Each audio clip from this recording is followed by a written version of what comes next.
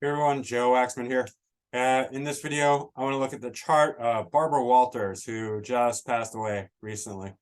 Happy New Year to everyone. I hope you had a great evening. I hope it was better than mine. You're gonna have to forgive me. I'm a little bit tired. I barely got any sleep, like probably most people, but mine was not intentional because I'm not really much of a partier these days. I don't drink alcohol, and I don't really like staying up late. But unfortunately, I was kept up past 2 a.m. by partiers who insisted on blasting their loud, obnoxious fireworks, and then neighbors who were rowdy and raucous, shaking the house. I mean, I live in a row home in South Philly, so what my neighbors do, I'm subject to, and vice versa. So yeah, very annoying. Nothing's more annoying than trying to get to sleep and constantly being awoken. You build up like a tension, and it's hard to get back to sleep. At least for me, I'm very sensitive to noise. My nervous system's like always on edge a little bit. That comes with the territory with being Gemini, Virgo, especially Virgo natured, and Uranian as well. Any case, if I'm a little out of it, that's why. Guys, don't forget to hit the like button if you can, and please subscribe to my channel if you have not already. And tonight I am hosting my well, it's the second class, 7 p.m. Eastern time, US, Philly, New York. Yeah, just email me if you want to be a part of it. We'll talk about everything astrology related, and no obligation. $15 is the cost, and if you need to pay less, $10. And if you can't afford that but still want to come, just email me and let me know. We'll arrange something, but just you got to email me and let me know. I mean, it's not just free if you feel like it, right? Just let me know, and we'll figure it out. All right.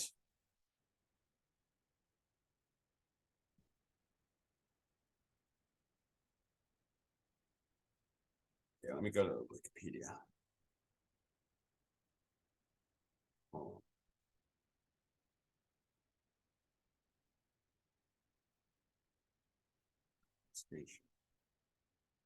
Sorry. Barbara Walters, American broadcast journalist and television personality known for her interviewing ability and popularity with viewers. She appeared as a host of numerous television programs, including Today, the ABC News, 2020, and The View. I'm sure The View is probably good when she ran it. It's descended into liberal hell. It's pretty disgusting news network these days. And forgive me if you like it. You're probably not watching me if you do like it, although maybe, you never know. I think The View is pretty disgusting. In any case, that's my opinion. I'm allowed to have it. Walters was a working journalist from 1951 until her retirement in 2015. She began her career on Today in the early 60s as a writer and segment producer of women's interest stories. Her popularity with viewers led to her receiving more airtime, and in 1974, she became co-host of the program, the first woman to hold such a position for an American news program. During 1976, she continued to be a pioneer for women in broadcasting, becoming the first female co-anchor of a network evening news program alongside Henry Reasoner on the ABC Evening News. Walters worked as a producer and co-host of the ABC News magazine 2020 from 1979 to 2004. She became known for her annual special aired on ABC, Barbara Walters' 10 Most Fascinating People. She interviewed every sitting U.S. president and first lady, from Richard Nixon to Barack Obama. She also interviewed both Donald Trump and Joe Biden, though not when they were in office. She created, produced, and co-hosted the ABC daytime talk show, The View, and from 1997 until she retired in 2014. And later she continued to host a number of special reports for 2020, as well as documentary series for Investigation Discovery. Her final appearance was in 2016. She was introduced to the Television Hall of Fame in 1989, received a Star on Hollywood Walk of Fame. 2007, she received a Lifetime Achievement Award for National Academy of Television and Sciences in 2000. All right. She was born to Russian Jewish immigrants. And her father was sort of like like a nightclub manager. And let's see, he opened the club. All right, so he had success and failures in throughout his life with that. Made and lost fortunes. Her sister was born with mental disabilities and died of ovarian cancer in 1985. She grew up around celebrities because of her father, so she wasn't afraid of them. She got used to them. All right. She graduated. She got her master's in English, I think, something like that. She was employed as at an ad agency. Let's see. Walters joined NBC Today Show as a writer and researcher. She moved up to becoming the show's regular Today Girl, tea pourers. She became a reporter at large, developing, writing, and editing her own reports and interviews. Walters hosted her own local NBC affiliate show, Not for Women Only, which ran in the mornings after the Today Show. Walters had a great relationship. Hugh Downs for years. Let's see. All right. So when Frank McGee was named host in 1971, he refused to do joint interviews with Walters unless he was given the first 3 questions. She was not named co-host until McGee's death in 1974, and then she became the first female co-host.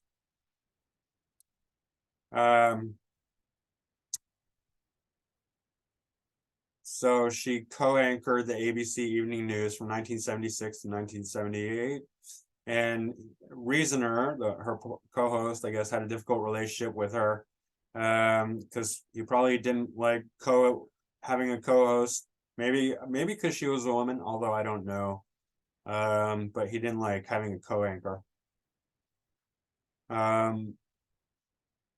Let's see. And then she just became really successful. She was known for personality journalism and her scoop interviews. And she interviewed basically everyone, right?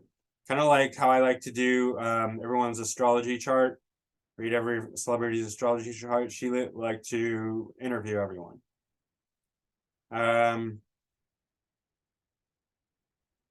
So yeah, she got to interview everyone. And then she made The View, which turned into this disgusting liberal cesspool of biased garbage. And then she retired. She married a bunch of times and had many relationships. She died at 93, so lived a pretty long life. And super successful, tons of awards and nominations. Yeah, she just became like, talk show and interview lady. All right. So let's just go into her astrology. Okay. Sun in Libra, right on the ascendant. And just so you have an idea of what we're talking about, Abraham Lincoln, Sun on the ascendant. John Wayne, Sun on the ascendant. Andy Warhol, Sun on the ascendant. Different signs, but it gives a very iconic persona. Like these people, they themselves, not necessarily their career, their work, although that's probably too. They themselves as a person, as a body, as a physical being is going to have this kind of, aura around it, like the sun.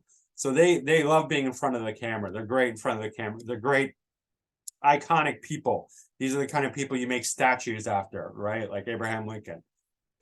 They become legendary in a sense just for being like who they are, right? Their personality, their persona, their being, their physicality, their presence, right?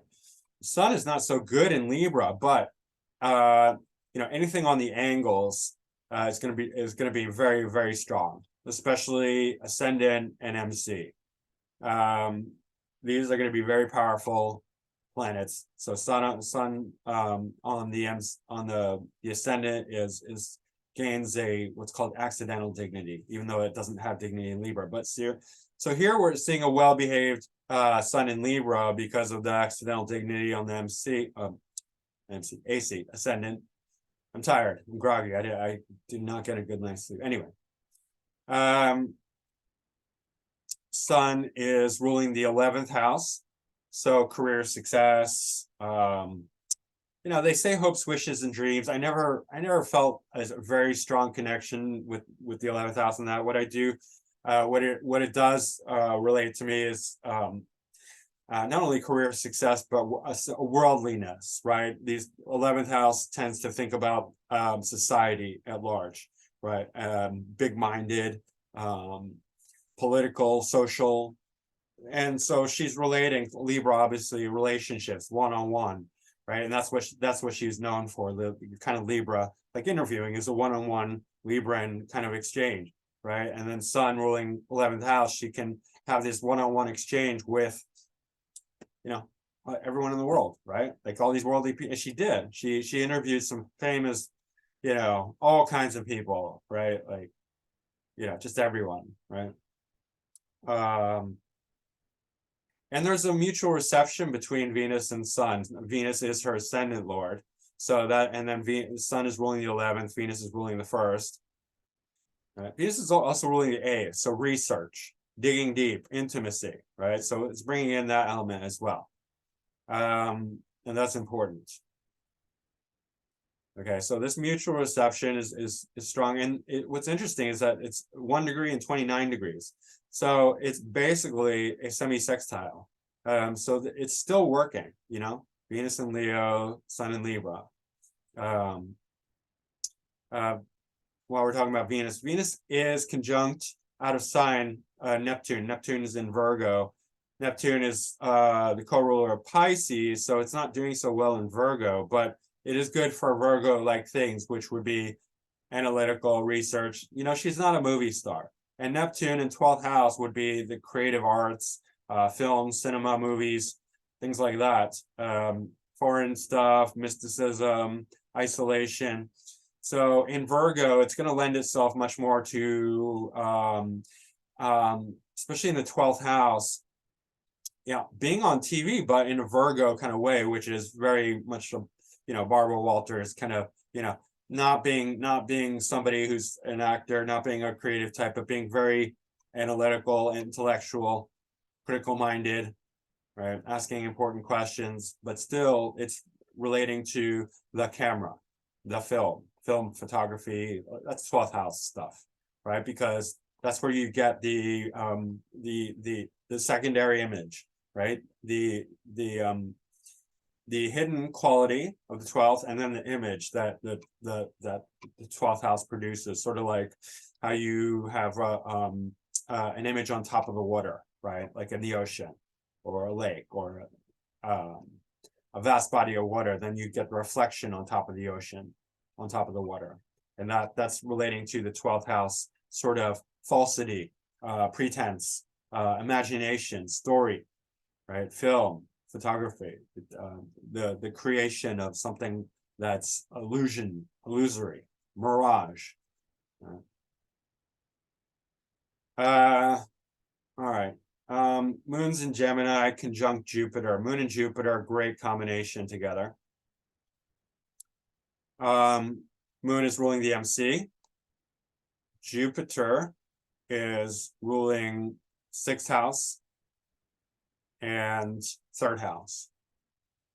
Right. So 3rd house is the house of media, writing, communication. 6th house is a house of, daily mundane routine, competitiveness, service to others, hard work.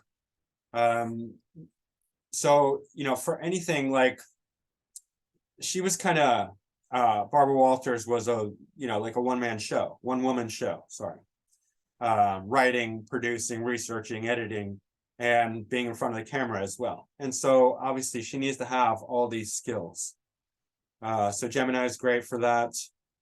Being a journalist, Moon and Jupiter are great together because Jupiter will expand the heart, the emotionality. Moon and Jupiter make great artists. Obviously not in, well, maybe in Gemini, maybe, right? But it would tend towards more Gemini things. So the intellect, writing, communicating, speaking, right? Thinking. So that's quite strong, right? And it's ninth house. So ninth house is going to be, they say the polarity between Gemini and Sagittarius is that, Sagittarius is like the quest for the truth, right? Yeah. All right. And like, Gemini is more like the intellect and communication and media and stuff like that. I just don't, what I want to say is that it's not always, Sagittarius, ninth house is not always the truth. It's not. I mean, because you have religion there, and sometimes religion is just, fantasy on top of lies and deception. And it's complete, there's so much storification in religion, or like universities. Yeah, like a good university, potentially. Yeah, it's like this, quest for the truth, right? The highest truth, right? But there's also the potential for, bias, lies, deception, all sorts of wrong kind of thinking and ideology infiltrates universities. So Sagittarius isn't always, like all that, high-minded or necessarily, he tries to be high-minded, but it's not always truthful or honest. Like, so I just want to, because they're like, oh, Sagittarius is the truth or whatever. No, I mean, potentially, yeah, but not always. In any case, it is very high-minded, very sophisticated, very well educated. So, and Libra, whenever there's the Libra ascendant, everything has its opposite, right? Every, third house Saturn in Sagittarius, so third and ninth. And so Saturn is opposite the moon, and that's a difficult combination, but the opposition always brings in the Libran archetype. And so whenever there's an opposition, especially with, not including, well, yeah, including the outer planets, but more so with the inner planets, then you're talking about relationships, one-on-one, usually, mostly. Right. And so this brings up her interviewing thing, her ability to go one-on-one with people and have that interaction. Right. First of all, you have the Gemini influence, which is the communication, the intellect, the journalism. Then you have the Sagittarian part, which is, going deeper, potentially, trying to find the truth, bringing in the higher mindedness, the philosophical. So it's not just pure journalism, right? Where you have like a news reporter being like, like reading the weather or something like that. There's an element that of something that's much more evolved and high-minded with the Sagittarian influence. And Jupiter also ruling Sagittarius, even though by degree it's not that close, it's still connecting to the moon, which is directly opposite, and bonifying the Saturn here. And Saturn also is authority, right? So you have the high-minded authority on one side, and then you have the Mercurial moon and Jupiter on the other. And this is actually not a terrible combination because Jupiter is here to smooth out this, if it was just moon and Saturn, that would be difficult. You'd have on one side, you'd have a very authoritarian kind of law, enforcer, intimidating, and then the other side, you'd have the sensitive, emotional moon. Moon and Saturn are a difficult combination, but the Jupiter here, helps it out a lot. And I think this is dramatic because of that.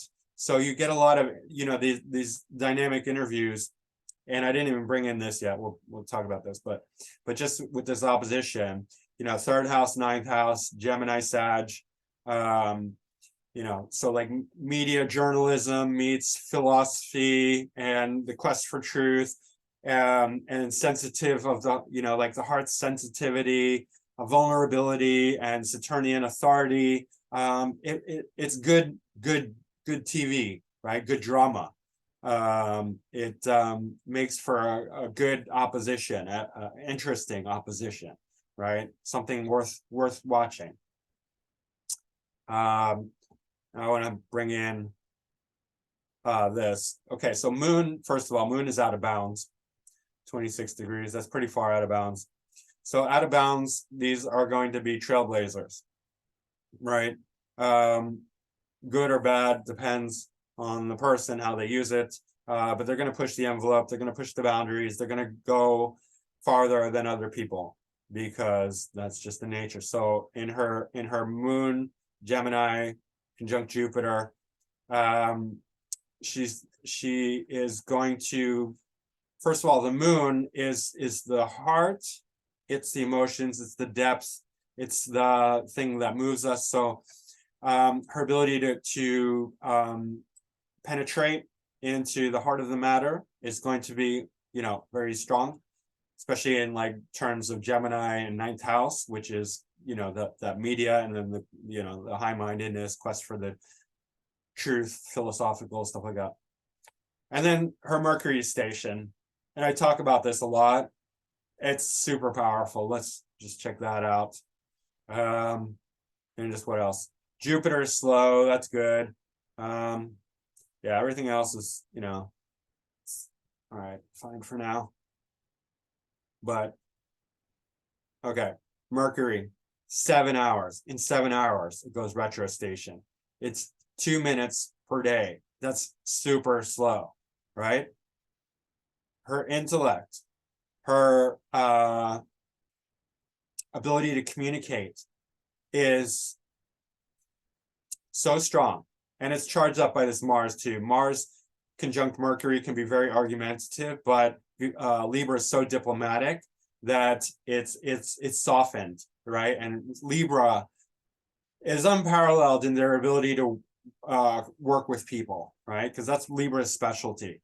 Libra loves to negotiate, to balance, to create harmony between people. So this is going to give her that kind of edge, but like a way to maneuver, right? It's like a tool, you know, like you have like a highly specialized tool that can open up, you know, like a can opener or something like that. It's combining different elements. You know, Mars is not great in Libra, but this Mercury is leading the way because it's stationary, and Mercury is perfectly trine Moon in Gemini. So Mercury, the stationary Mercury in the first house, Mercury also gains dignity in the first house. Mercury loves being in the first house. It's so astute, so quick-minded, witty, right?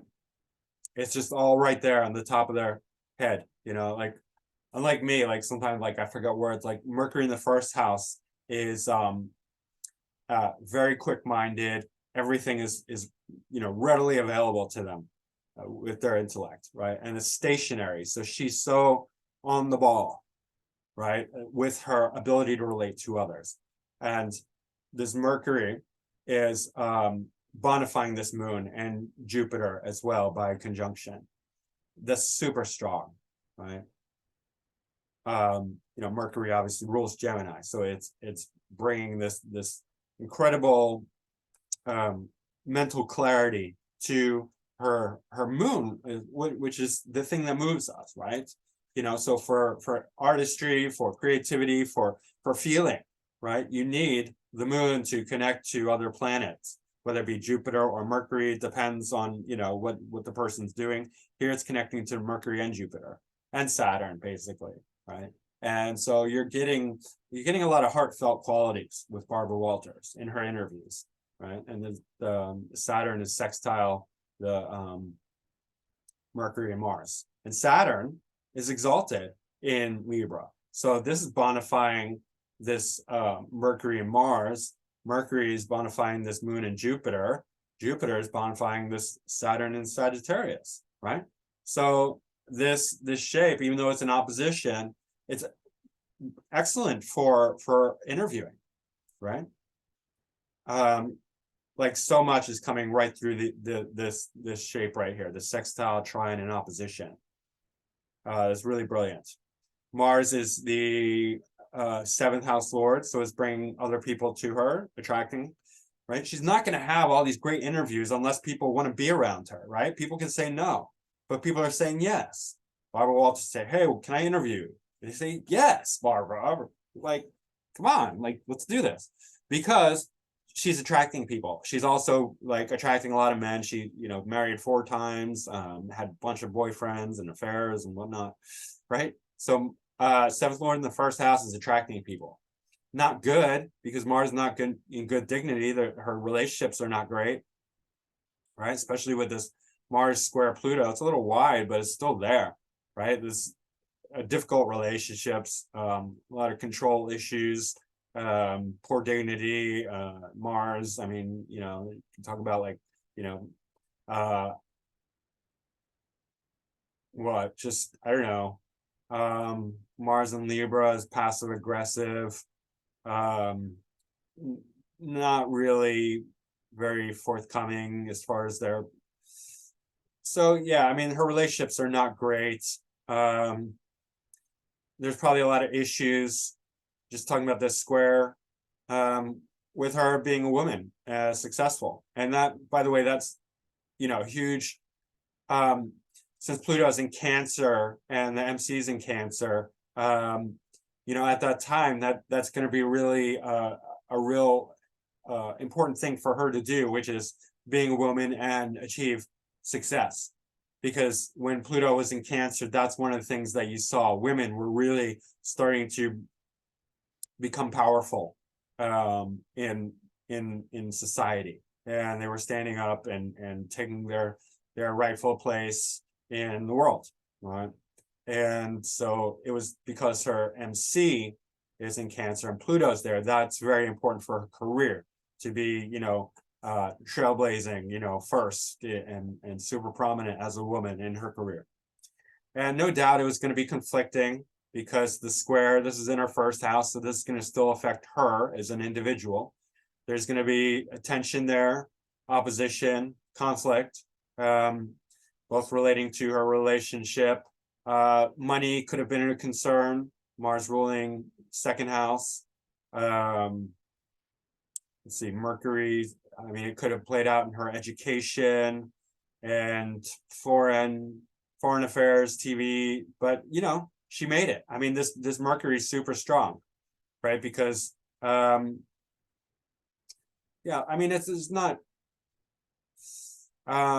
Venus is not hitting it really, but well, there's a light sextile there, I guess you could say. But yeah, it's stationary, and it's bonifying this moon, which is her career, and Jupiter. Jupiter also, bringing success to her moon, which is her MC, her career, her public image, and a lot of sophistication as well, being in the 9th house. Sophisticated journalism, right? Sophisticated media personality. Yeah. So that is, extremely powerful for her, success. Let's see what else. South node in Scorpio. Okay, so this is almost like the reverse of my nodes, by the way. Interesting.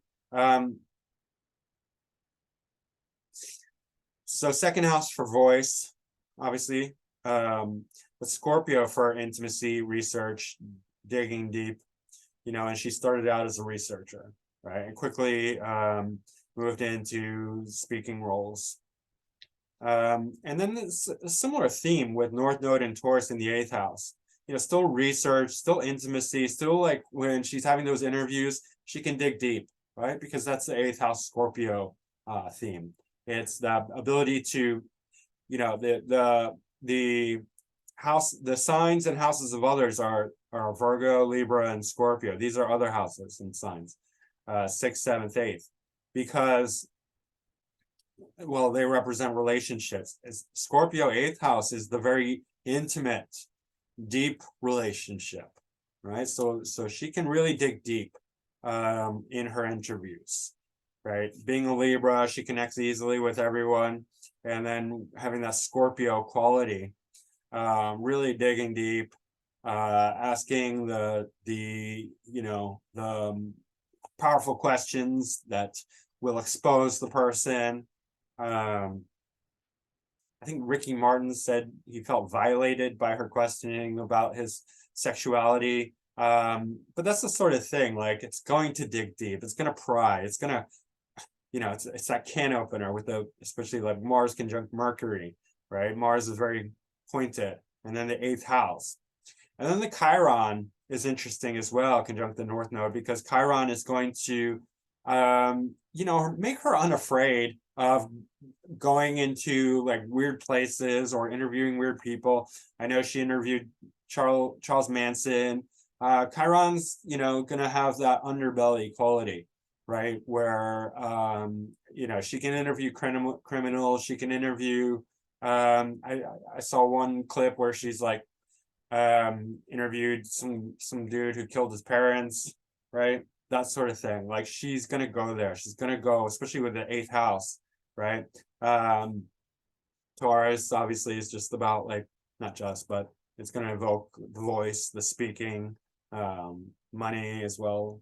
But sensorial is, it makes a very sensorial, rich body. But that Chiron is all about, doing those uncomfortable interviews and going deep into that discomfort area, taboo, weird, abnormal, unusual, that sort of thing. It's going to be very, within her grasp, within her wheelhouse of things to do, right? And then so Uranus and Aries also for her relationships in the 7th house. It's quick. It's, oh, I just met you, let's get married. Oh, let's break up. Oh, let me find somebody else. And it's just all over the place. It's very inspirational. It's great for breaking the ice with relationships, 7th house. So like in her dealings with others, it's going to be shocking. It's going to be inspiring. It's going to be like, wow, like entertaining. Like Uranus is like great. It's not boring, right? It's so fun because it's just like that bolt of lightning. So she can ask the very shocking questions. She can be very, quick in her relationship. She can just meet someone and connect with them because that's Uranus, right? Uranus really doesn't waste any time at all. It's just kind of penetrating and entertaining and enlightening, awakening. It's political, it's social, it's extremely unique and independent. It's nonconformist, unconditioned, it's completely here and now, very refreshing, especially in Aries, which is, Aries is the sign of inspiration. Aries is the fire starter. So Uranus in Aries is a powerhouse, right? It's very dynamic, it's a bolt of lightning that starts a fire. So really, really dynamic and powerful to have in the 7th house. Not great for relationships, very tumultuous relationships, personal relationships. It's that quick start, quick stop, just like suddenly, okay, let's break up. Okay, that's it. Right now, we're done, right? That sort of thing. But great for, the interviews, what she did. Right. Saturn's ruling the 4th and 5th. She didn't have any children. And Saturn would have limited her start. She would have run into opposition early on. And I think this was some of the, restrictions she felt being the opposite the moon ruling the MC. So in her career, she's running into Saturn's older people. older authoritative, like the guy who didn't like her. It's gonna be, you know, there, but because Jupiter's here, it's making it okay. And then, you know, the Mercury here also, right? It's not going to restrict her much. It's gonna be like a thorn in her side, but it's sort of like, get over it, dude. I'm here, I'm winning, you know, I'm Barbara Walters, I'm gonna do what I do. And suck it up. You don't like it, that's the way it is, tough. It's not enough to stop her. Draconic South Node conjunct the Sun. Well, that's, I mean, it's always going to be the case with Draconic. South Node is always 0 degrees Libra. But let's see. Mercury's exalted in Virgo in the 12th house. So 12th house for TV, film, right? Obviously not movies. It's not fictional. I mean, there's some element of fiction, but you know, Virgo tends to be very analytical, sharp-minded, very much fits in with everything she did. So that's pretty relevant. Saturn and Scorpio conjunct South Node. That's very heavy. Saturn and Scorpio, second house, conjunct the South Node.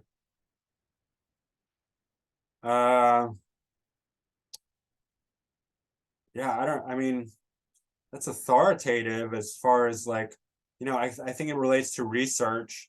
And it is conjunct the South Node. So early on it was you know, perhaps a difficult start, but you know, like leaning towards research and digging deep and that sort of thing.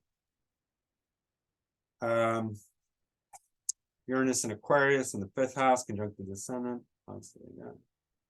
Uranus and Aquarius, but there's no planets here, so exalted moon in Taurus, conjunct Jupiter. The 8th house, again, that research and then the speaking, that seems to fit. Then Venus and Neptune in Cancer, Neptune conjunct Pluto. You know, Venus and Neptune together are very creative. Cancer would certainly lend to that, being, you know, emotional. So there is something, you know, especially for, you know, the Cancerian, you know, being a woman, that's, you know, could be very prominent. Neptune also for, you know, film, cinema, well, not cinema, but TV, right? Film. So that's, and then Neptune, Venus is also very feminine, so that seems very appropriate. Sun in Leo, 11th house, groups, networks, right? She was always a part of a group. The View, 2020. Well, I don't know if 2020 was, but in any case, networks. Yeah, she wasn't a solo show. I mean, still she had to be part of a group. But in any case, 11th house is career success and lasting recognition. So Sun in Leo, that's very strong for that. In any case, yeah, that.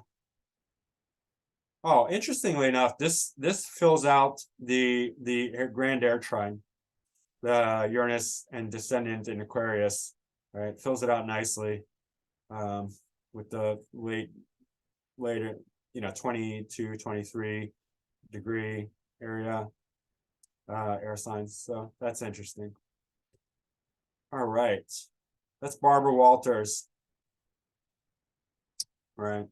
Super powerful Mercury or stationary, right? And then this trine, this opposition, yeah.